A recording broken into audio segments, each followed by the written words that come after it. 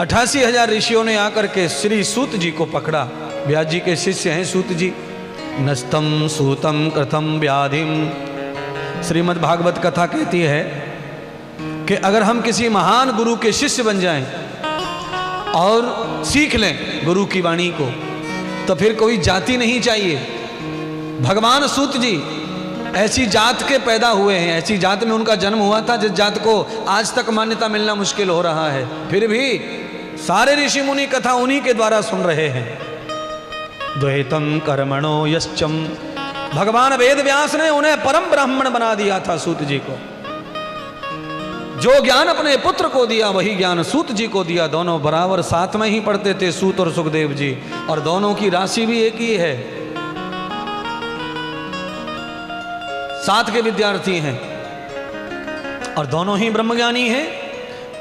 एक ऐसे हैं कि जिनको पिता के माध्यम से पिता की तृष्णा को मिटाने के लिए विवाह करना पड़ा, और एक ने शिष्य बनकर विवाह न करते हुए केवल भागवती को ही प्रचार किया। 18 पुराणों का गायन करने वाले हैं श्री सूत जी।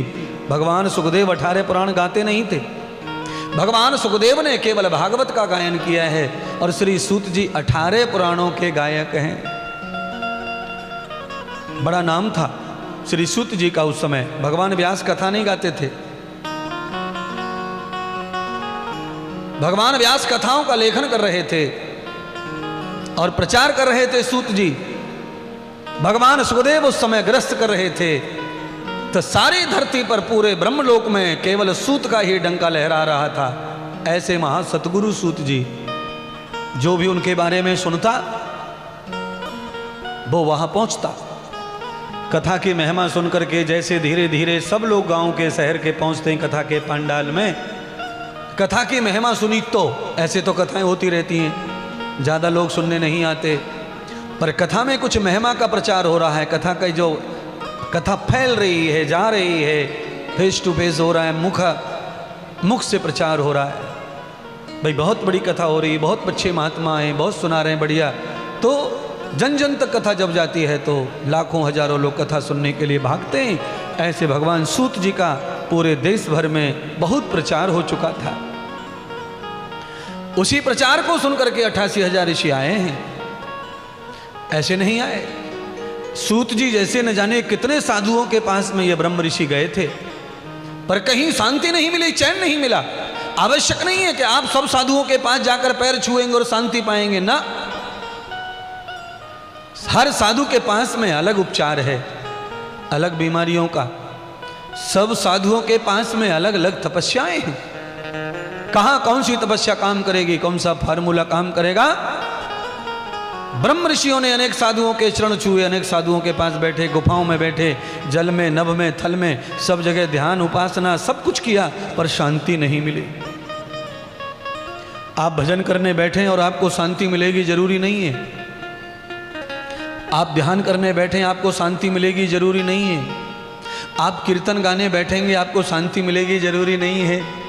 कई तो कीर्तन गाने वालों को ही वहां अशांति रहती है, उनको शांति बात ही छोड़ दो। है क्यों? निराधार कीर्तन गाते हैं, निराधार, बिना सूत्र के। और निराधार कीर्तन, निराधार भजन, निराधार ध्यान, बिना गुरु का ध्यान, बिना गुरु का कीर्तन, बिना सिद्धांत का कीर्तन, बिना सिद्धांत का भजन, बिना सिद्धांत का मंत्र जाप, बिना सिद्धांत का नाम जाप भी अशांति का ही कारण है। शांति नहीं आएगी। आप दिन भर कुछ भी करते रहो, अगर आपके चकड़े पर लोई रखी आटे की और बेलन घुमा रहे हैं आप, बेलन का सिद्धांत है नहीं, घुमाते जा रहे हैं, घुमाते जा रहे हैं, रोटी कभी नहीं बनेगी। रोटी कभी चौड़ी होगी, कभी चिपक जाएगी, कभी फट जाएगी, कभी टेढ़ी होगी, तो पूरी जिंदगी गोल करने में निकल जाएगी, पर वो गोल होने वाली नहीं है। सिद्धांत है ना हर चीज का। केवल चकड़ा, रोटी, बेलन और करने वाला यूं यूं यूं करते रहे रोटी बन जाएगी, नहीं बनेगी। रोटी बनाने का सिद्धांत सीखना पड़ेगा। आटा रोटी बनाने का कैसा लगना चाहिए, उसकी तासीर कैसी होनी चाहिए, मालपुआ का आटा कैसा होना चाहिए, पराठे का आटा कैसा होना चाहिए, समोसे का आटा कैसा होना चाहिए। सब आटे हैं पर उनको लगाने का तरीका सबका अलग अलग है। समोसे का आटा रोटी और पूड़ी जैसा नहीं होता है। समोसे के आटे को लगाने के लिए उसमें थोड़ा कड़कपन रखना पड़ता है, अंदर कुछ आटे में कुछ मोमन डालना पड़ता है, तेल वेल घी भी डालना पड़ता है, बड़ी युक्तियां हैं। और रोटी बनाने के आटे में तेल डाल देंगे तो रोटी खराब हो जाएगी। रोटी का आटा केवल पानी से ही लगना चाहिए, उसमें तेल घी नहीं लगाना चाहिए कच्चे आटे में, नहीं तो रोटी का रंग बिगड़ जाएगा, रोटी का स्वाद बिगड़ जाएगा, रोटी फूलेगी नहीं, सब गड़बड़ हो जाएगा।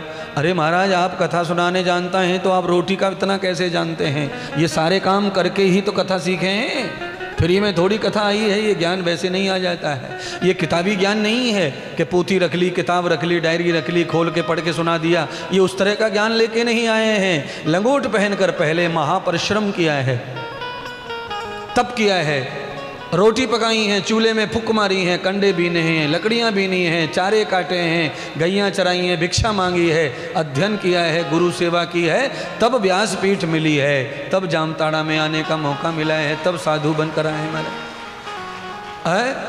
ये ऐसा एक भी चीज नहीं है जो फ्री का हो, रट लिया और सुना दिया ना।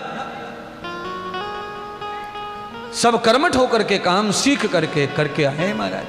नहीं तो कैसे बता सकते थे आपको मालपुआ का कैसे आटा लगेगा? मालपुआ बनाना है तो उसे आटा कहते ही नहीं है, उसको तो फैन कहते हैं। हाँ, मालपुआ जिससे बनता है आटे को क्या कहते हैं? फैन। अरे बेटी, आज मेहमान आए हैं, मालपुआ खीर बनानी है, फैन घोल ले। फैन घोलने का मतलब है सत्तू घोल लिया, सत्तू जैसा। ऐसे ही श्रीमद् भागवत कथा में भगवान श्री सूत जी बैठे हुए हैं, उनका प्रचार इतना है। सब ऋषि मुनि भटक रहे थे जंगल जंगल हिमालय की गंदराओं में, सुमेरु पर्वत पर गए ध्यान करने, हिमालय गए, मदराचल गए, पर कहीं शांति नहीं मिली। सार्वभौमम तदाम पृष्ठम यस्यम सर्व पृथिव्याम। हाय हाय हाय हाय, कमाल की बात कहूँगा। सारी पृथ्वी पर सब पर्वत, जितने नामी ग्रामी पर्वत हैं, ध्यान करने के लिए ऋषि सब जगह गए, पर ध्यान नहीं लगा। ध्यान करने में जगह की महिमा तो है, पर जगह की महिमा इतनी नहीं है जितनी जगह की महिमा मानी जाए।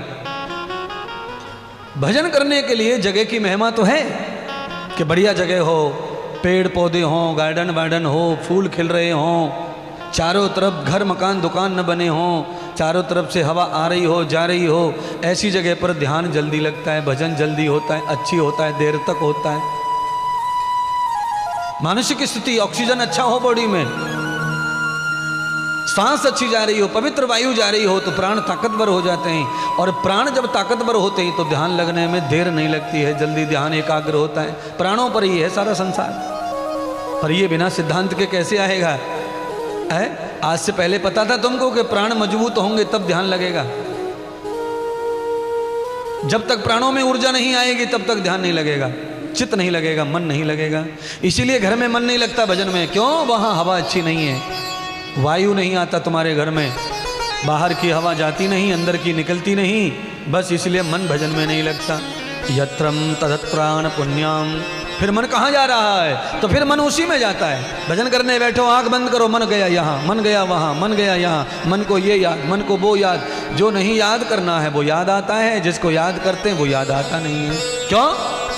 क्योंकि ऑक्सीजन घर में कम है, प्राण वायु नहीं मिलती है घर में। मार्बल है, ग्रेनाइट है, सब है, पर ऑक्सीजन नहीं है। इसीलिए जंगल में जाकर के भजन किया करते थे ऋषि मुनि। पहले तो घर भी नहीं थे अच्छे, पहले घरों में भी ऑक्सीजन था, पहले घर में हवा आती जाती थी, पंखे नहीं थे, कूलर नहीं थे, बाहर की हवा पर ही लोग सोते थे पहले तो हवा भी थी, फिर भी ऋषि मुनि जंगल में जाते थे, क्योंकि दूर दूर तक इंसान की नजर परछाई नहीं पड़नी चाहिए। जहां ये मानवी चोला दिखाई नहीं देता, ध्यान वहां लगता है। ये सोच लो, शांति वहां मिलेगी जहां ये कपड़े पहनने वाला शरीर ना हो, और जहां ये पैंट शर्ट पहनने वाला, साड़ी पहनने वाला शरीर इधर उधर घूमता है, वहां ध्यान लगने वाला नहीं है, चित्त लगने वाला नहीं है, मन लगने वाला नहीं है। क्यों? यही मन को खराब करते हैं, यही चित्त को खराब करते हैं, यही बुद्धि को खराब करते हैं। इनसे बच के निकलो, जल्दी से साइड होकर निकलो, किसी पेड़ के नीचे पहुंचो। ये कोट पैंट टाई वाले ये तुम्हारे मन को हरण कर रहे हैं, तुम्हारे चित्त को हरण कर रहे हैं।